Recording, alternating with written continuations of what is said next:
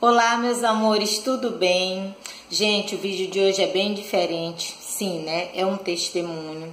Não vai ser só um testemunho, mas vai ser 1, 2, 3.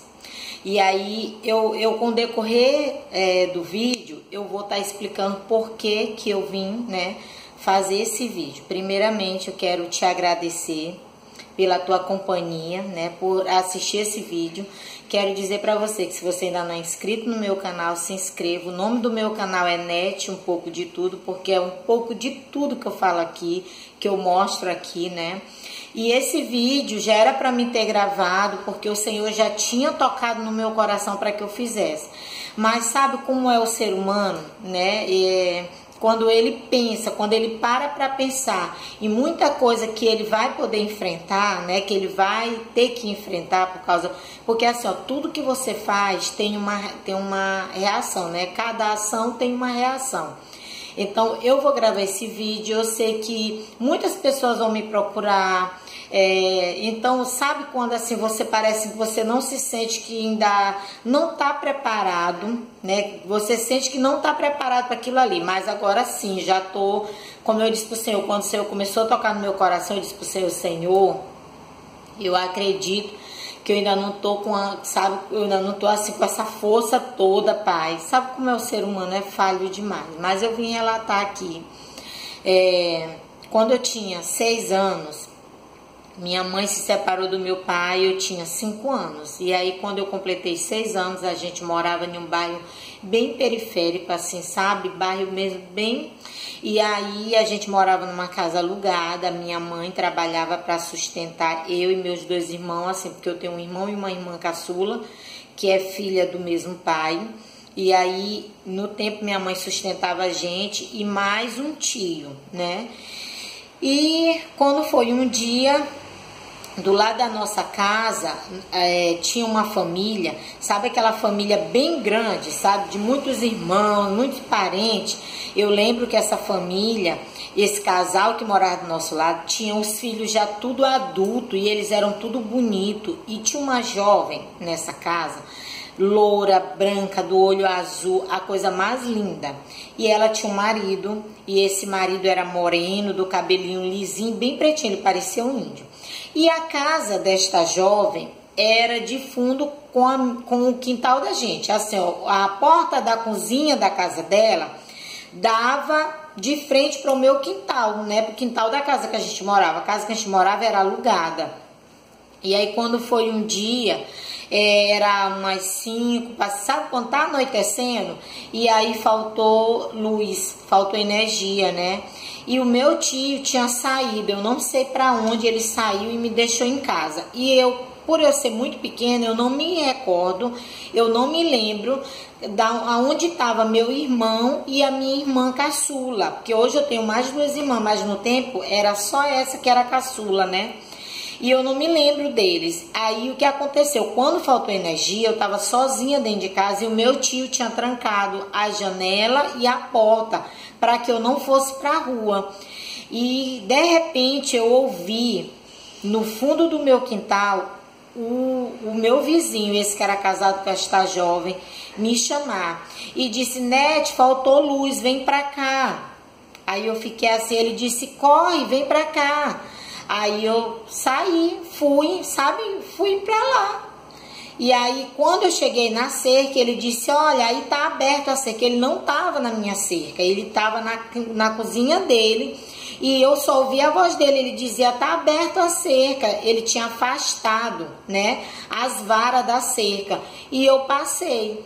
Quando eu cheguei na porta da cozinha dele, a porta ela estava entreaberta. Sabe quando ela não tá toda aberta, ela tá só um pouquinho assim aberta, assim, ó. E ela estava entreaberta. E eu vi que tinha uma vela acesa na cozinha e tinha uma rede empendurada, né, empendurada.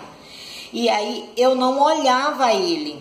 Quando eu entrei, ele disse: entra, pode entrar. Quando a sua mãe chegar, você vai. Aí eu entrei. Quando eu entrei na cozinha, ele estava deitado na rede, só de toalha. Quando eu entrei, ele com o pé, ele empurrou a porta da cozinha. E a porta fechou. Aí ele disse: pode deitar aqui, fica tranquila, não vou te fazer mal nenhum. E ele estava só de toalha. eu não tive reação nenhuma. Eu ficava pensando, na minha casa não tem ninguém. Como que eu vou gritar? Quem que vai me ouvir? Eu lembro que eu fiquei assim em choque. E eu fui e deitei do lado dele. Quando eu deitei, ele levantou assim a toalha, né? Ele levantou não, ele botou ela pro lado, ele abriu a toalha. E ele tava nuzinho. E aí ele foi, pegou no meu cabelo e disse assim: teu cabelo é lindo, seu cabelo é lindo. Você é muito bonita desse jeito. E nisso que ele passou a mão no meu cabelo, que ele foi passando a mão em mim, a minha mãe gritou: Nete! E aí, quando a minha mãe gritou, eu disse: já vou, mãe. Eu tive essa reação de responder a minha mãe. Quando eu disse isso, ele foi e me levantou da rede e disse: vai, que tua mãe tá chamando, porque ele ficou com medo da minha mãe entrar lá e olhar que ele tava nuzinho. E aí, quando eu fui para casa, eu não tive a reação de falar para minha mãe que ele tava nu, né, e que eu tava numa rede com ele. Eu não tive a reação. Uma coisa assim errada demais. Eu vou dizer uma coisa para você: se você tem passado por isso, se você tem enfrentado isso, seja você adolescente, seja você um jovem, porque isso não é só menina que passa, e isso não acontece só com vizinhos, isso acontece com tio, padrinho, pai, sabe? Acontece entre irmãos. Se você tem passado por isso, não tenha medo de falar para sua mãe. Não tenha medo de falar para uma pessoa que você confia. Não tenha medo de falar. Hoje, a justiça, ela já te ajuda mais, entendeu? Ela te apoia mais. Eu acho muita coisa ainda falha, porque eu acho assim, eu acho que a justiça deveria pegar... Quando a criança relatar, eu acho que ela deveria pegar aquela criança e colocar num lugar de proteção aonde realmente ela vai ter tudo que é necessário. Mas não tem, de verdade não tem isso ainda, não tem essa... Como é que eu faço? Não tem essa ajuda, entendeu? Não tem ainda, porque a questão não é que você não vai ter um psicólogo, não é que você não vai ter um médico, não é, você não tem um abrigo apropriado, entendeu? Eu tô falando isso porque eu tenho certeza que esse vídeo é porque eu preciso ajudar alguém, tá entendendo? E aí eu não tive coragem de dizer pra minha mãe. Pra meu pai eu não ia dizer, porque meu pai tava separado da minha mãe. Eu lembro que a minha mãe separou dele, eu vim olhar ele no dia que eu fiz os 6 anos. No dia que eu completei 6 anos, ele foi me visitar. A visita dele era quase que nunca na casa da gente. Até mesmo porque a minha mãe, quando se separou, minha mãe não queria mais nem olhar ele, entendeu? Então, eu deveria ter contado para minha mãe e eu não tive coragem de contar para minha mãe. E aí, depois de sair, logo quando eu completei os 7 anos, minha mãe mudou de bairro. Eu lembro que eu não vi mais esse homem, eu não via mais ele. E aí hoje eu pensando assim, gente, aquele homem, ele tinha uma mulher linda. Ele tinha uma mulher linda, ela parecia uma boneca. Eu lembro que ele já tinha assim, a aparência dele era como se ele já tivesse uns 30 anos, entendeu? E ela ela era bem novinha, era como se ela tivesse uns 16, 17 anos. E aí eu não tive coragem de falar para minha mãe. E aí nós mudamos de bairro, e quando nós chegamos nesse outro bairro eu já tinha 7 anos, né? E aí com 13 anos, o bairro que a gente se mudou, um bairro assim, sabe, como é que a gente fala? Invasão, né? Que aí as pessoas começam as casas, tudo simplesinha, e depois é que vai ajeitando suas casas, né? Eu lembro que a nossa casa era de taipa, não era de tijolo, que tem gente que chama que é de alvenaria. E aí a nossa casa era de taipa. E aí a casa da gente, ela era bem simplesinha. E na nossa casa nunca tinha água. Nunca tinha água. E aí eu tinha que carregar água. Eu carregava água. Todo mundo na rua carregava água. E eu carregava água até tantas horas da noite. Porque na nossa casa tinha um tanque, um tonel. E eu tinha que deixar tudo cheio pro outro dia. Porque a minha mãe usava muita água. E eu lembro que quando foi nesse dia, né, que aconteceu esse outro episódio da minha vida, né, faz parte. E aí, todo mundo se recolheu quando deu o horário do Jornal Nacional. Todo mundo se recolheu e eu ainda estava carregando água. E eu lembro que Quando eu cheguei na casa da moça onde eu pegava água, estava com o portão fechado, porque já era tarde. Então ela fechou o portão, porque era até perigoso ficar com o portão aberto. E eu tinha ido para fazer a minha última viagem, né? De pegar minha última lata d'água. E quando eu cheguei lá, estava fechada. E eu voltei para casa sem água. E quando eu estava chegando próximo da rua da minha casa, né? Próximo da nossa rua, uma pessoa foi e botou a mão do meu lado aqui, colocou a mão aqui no meu ombro e começou a massear meu ombro. Quando eu olhei para o lado, era o pai de uma amiga minha. E aí, o que aconteceu? Ele disse assim, boa noite. Eu disse, boa noite. E ele disse, a sua casa é longe? Eu disse, não. Ele disse, uma jovem tão bonita dessa, na rua sozinha esse horário. Realmente esse horário, todo mundo se recolhia, gente, para ir assistir Jornal Nacional e assistir novela.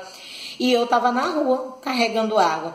O que que aconteceu? Eu não fui pra minha rua, eu fui pra avenida. Eu disse, eu moro na avenida, eu moro lá embaixo. Olha o que vinha na minha mente. Eu disse, na avenida tem mais gente, então eu vou pra avenida. E ele com a mão no meu ombro, né, passado em volta de mim, tipo como se ele estivesse me abraçando. Quem me olhava com ele pensava que ele era algo pra mim, mas ele não era nada. Ele era pai de uma coleguinha minha, ela não era uma amiga assim íntima. Ela não estudava comigo, ela não vivia na minha casa, mas era assim, quando eu ia pra rua dela brincar, ela sempre estava no meio das brincadeiras. Então eu conhecia ele e conhecia ela. E eu lembro que quando nós estávamos brincando, ele sempre estava na janela da casa, olhando a gente estar brincando. Aí, desculpa. E aí, eu peguei, fui descendo a avenida e eu na minha mente eu ficava, meu Deus, o que que eu vou falar? O que que eu vou falar? O que que eu vou dizer? Como que eu vou sair daqui? Aí eu olhei, né, na rua que ia para minha escola, eu olhei o pai e a mãe e o irmão de uma amiga minha, na porta da casa deles. Aí eu disse, ó, lá está meu pai e a minha mãe. Na mesma hora ele tirou a mão do meu ombro, ele disse, então tá, tchau, boa noite, até outra vez. E aí ele foi embora. E eu fui para casa da minha amiga para dizer que era minha casa, porque se ele ficasse me olhando, era para ele realmente pensar que lá era minha casa.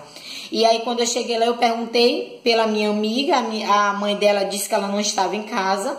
Aí eu disse, então tá, eu lembro que nesse dia eu tremi tanto. Quando eu cheguei em casa, eu não me lembro se eu falei com a minha mãe. Eu não lembro se eu disse pra minha mãe o que aconteceu, eu não lembro. É coisa assim, parece assim, que aquilo você entra em choque, é como se tivesse assim um apagão na tua memória, entendeu? Tanto que eu não me lembro se eu falei isso pra minha mãe, né? E aí eu sei que Deus, Ele me livrou muito, e Ele tem me livrado. Aí a outra foi quando eu estava com 19 anos, eu estava morando em um bairro, longe do bairro que eu morava antes, e eu morava só. E aí eu estava no meu serviço e eu precisava ir na minha casa, trocar de roupa e voltar, porque eu tinha que resolver algo muito sério. E eu peguei um táxi. Quando eu estava indo no táxi para casa, o que aconteceu? O taxista, ao invés de ir para minha casa, para o meu bairro, ele entrou para dentro do matagal, comigo dentro do táxi. E aí quando ele entrou, eu disse, para onde você vai? Aí ele disse assim, não, eu preciso me esvaziar. Quando ele disse que ele precisa esvaziar, é porque ele tinha que urinar. Aí eu disse, o quê? Aí ele não parou muito longe da avenida, da onde a gente estava, mas ele parou dentro dos matos. Quando ele parou dentro dos matos, ele parou, abriu a porta do táxi e foi. Quando ele veio, dentro da minha bolsa, eu carregava um canivete, porque eu era camelô. Então, camelô sempre ele tem uma faquinha ou um canivete na bolsa, e eu carregava um canivete. E aí, quando ele voltou, eu já estava com o canivete embaixo da minha coxa. E eu disse, se esse homem tentar fazer mal para mim, não vai dar certo. Eu acho que eu já estava assim com sangue nos meus olhos. Eu sou nordestina e essas situações que aconteceram comigo quando eu era criança me criou assim dentro de mim, dentro da minha mente, criou assim uma coisa, como é que eu posso dizer, uma autoproteção, entendeu? É como se todo o tempo eu tivesse preparado para algo ruim que fosse acontecer. Ficou assim. E aí quando ele entrou, a hora que ele entrou, que ele fechou a porta, ele botou a mão na minha coxa. Quando ele botou a mão na minha coxa, eu puxei o canivete. Eu disse pra ele, me leva pra casa agora. Aí ele disse, por que você tá com essa faca? Eu disse, me leva pra casa agora. Aí ele, se acalma, se acalma. Eu sabia que aquele homem ia fazer uma besteira comigo. Ele, se acalma, você é tão linda. Você não precisa ficar valente assim. Eu disse, me leva pra casa. E aí ele disse assim, olha, eu quero dizer pra você que eu não sou casado e eu me interessei por você, já vinha ali observando, dizendo que já estava me observando. Minha amiga, eu não pensei duas vezes, não furei o homem não, gente, se acalma, eu furei o banco daquele carro todo, eu furei todo, e eu dizia pra ele, arranca com esse carro pra minha casa, que eu quero ir embora agora, porque se eu saísse de dentro do carro dele e fosse pro mato, aquele homem ia me perseguir, eu dizia, me leva, então era uma coisa assim, eu vou fazer com que ele me leve pra minha casa, e ele vai ter que me levar, porque aí ele era alguma coisa assim muito doida que passava na minha cabeça. E eu rasguei o banco dele com aquele canivete. Era para ele ver que eu estava muito doida e eu era capaz de fazer qualquer coisa com ele. Mas eu sei que eu também poderia ter sido morta ali, entendeu? Mas por que eu vim desabafar isso aqui? Porque eu sei que muitas jovens passam por isso, homens também, homens que eu digo jovens, adolescentes, passam por isso. E eu quero dizer para você não se calar. Eu quero dizer para você procurar ajuda, não ficar calado, não ficar com medo. Eu sei que às vezes é pessoa de dentro da própria casa da gente, mas você deve procurar ajuda. Sabe, pessoas que sempre estão próximas da gente, é professora que está próximo, diretora, uma tia, sabe, alguém que seja adulto, que possa te ajudar. Se você não tiver coragem de falar para ninguém, vá numa delegacia, procura uma delegacia, procura algum órgão que pode te ajudar, entendeu? Vai num CRAS, vai em alguma coisa assim que tem autoridade para que possa te ajudar, mas não se cala. Hoje eu fico pensando, se aquele homem que fez aquilo comigo quando eu tinha 6 anos, será que ele não fez com outras meninas, né? Será que ele não fez com outras jovens? Aquele homem que ia mexer comigo, que era pai da minha amiga, será que ele não mexeu com outras meninas? E eu fico pensando, eu digo, será se eu tivesse falado, ele não teria ficado preso? Eu não sei, fica vindo tanta coisa, mas eu quero te dizer, não fica calado, procura alguém que possa te ajudar. Não guarda isso pra ti, não deixa isso abafado. Eu sei que às vezes, como eu disse, é alguém da própria família, procura alguém realmente que possa te ajudar dentro da tua família, que vai ter alguém para te apoiar, para te ajudar, mas não fica sofrendo isso. Eu já vi caso de adolescente que sofreu 3 anos com um tio, isso é coisa muito séria, da própria família, né? E hoje sofreu muito e hoje sofre por quê? Porque não tem coragem de falar pra ninguém, se corta, sabe? Não procura ajuda. Eu soube desse caso por outra pessoa e aí chegou até a mim e eu disse, gente, isso não pode continuar, isso tem que ser falado, isso tem que, sabe, procurar ajudar, porque isso é algo que vai oprimindo, até uma hora a pessoa pensar em tirar a sua própria vida, porque não consegue botar aquilo para fora, tem que desabafar, tem que descarregar, porque essas coisas que a gente guarda dentro da gente sufoca, até chegar ao ponto que parece que realmente vai matar a gente. E eu quero te dizer, em nome de Jesus, vai para a igreja, procura os caminhos do Senhor, procura Deus, pede ajuda para o Senhor, pede força para o Senhor. Hoje eu sou arrependida de eu não ter falado, de eu não ter procurado assim, sabe?